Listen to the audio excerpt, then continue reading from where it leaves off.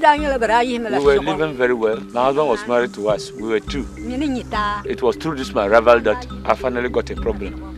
And I was banished as a witch. I was very sad when I was first accused. Once I was staying in Kutingle village, relaxing on my lazy chair, a group of young men, numbering 6, came to my house and attacked me and said their father was sick and that if he died, they were also going to kill me. It actually happened that the chief passed away and it became a problem, and they said they cannot stay with me in the village. So that brought me to Tamale. My name is Kenneth Kweku Adai. I run a local NGO called the Human Health and Development Group, TUDEC for short, and based in Tamale, advocating for rights of older persons, women accused of witchcraft, and child education.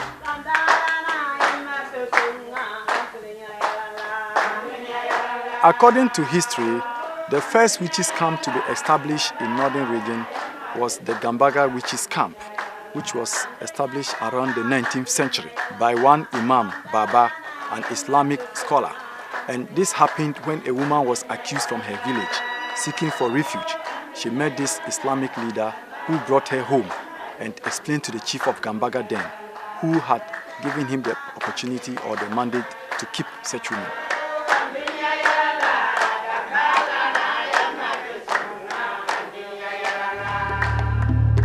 When I was young, after the death of my father, my mother was accused and as a result stigmatized, even though she wasn't banished.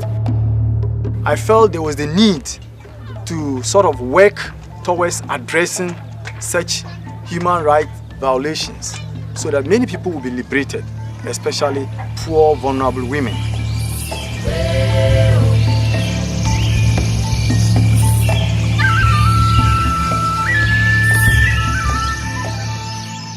Yeah, what happened was that a man in my village was not well.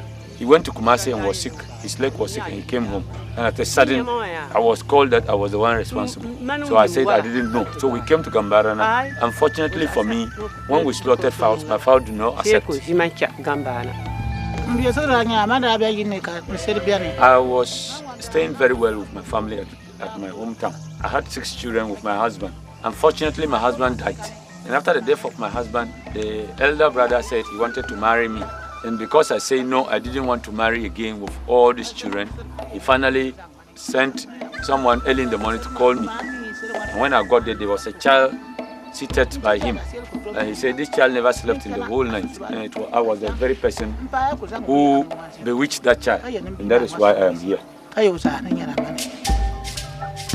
When a woman is alleged, she is normally sent to a shrine where she's taken through the rituals of killing a fowl, and when the fowl turns in an upward direction, looking up, it confirms the allegations of accusations. In some cases, when the fowl turns the opposite direction, she is threatened never to return to the community. After the husband's elder brother said he wanted to marry her and she said no, he asked them to beat her. They said you are bewitching this child, and they beat her until she was so much miserable that she decided that okay, I've heard of Gambaga before. Why don't I also go to Gambaga?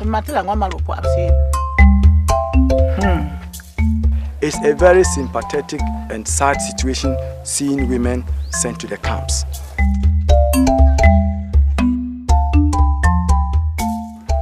Accusations are mostly based on envy, jealousy, because others are hardworking and capable of working well with people and get opportunities and resources. And based on this, others team up and work against them. In the case of Dona Mahama, he was banished from the community and some of his family members went to live in other villages to farm, whilst he and his wife and a senior older sister lived in a 3-room apartment in Tamale. I used to have livestock. I used to have so many things, but now I don't have them again. I used to have children going to school. They can no longer go to school. I used to farm. 2 years now, I haven't farmed. I'm in a bad situation.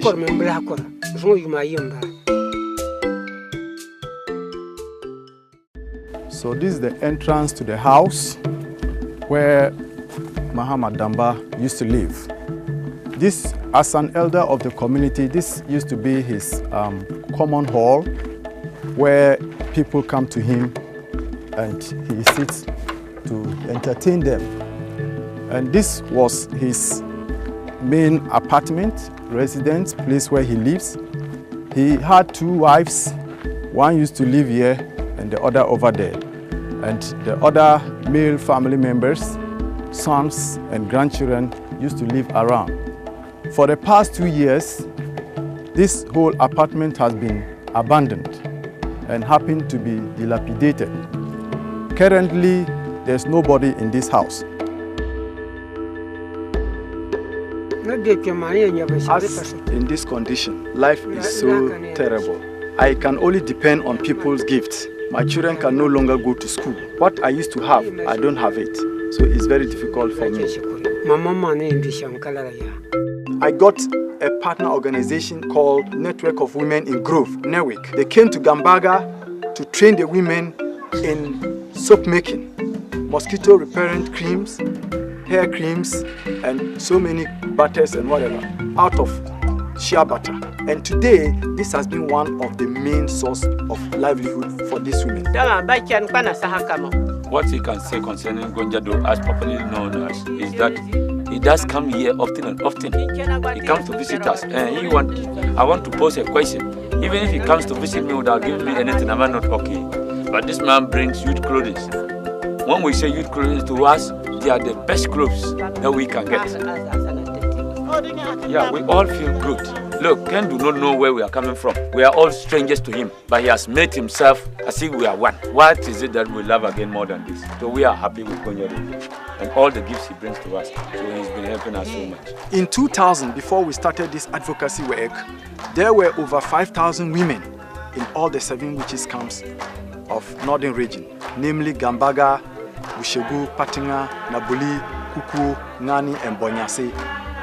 And currently, as we talk, through awareness creation, interventions to facilitate cases to court, and other social protection relief and welfare support for these people, and partner organizations working for them, the issue has reduced drastically, especially in the form of reporting cases to the camps. So we have currently less than 500 women in these camps with over 600 children dependent on them.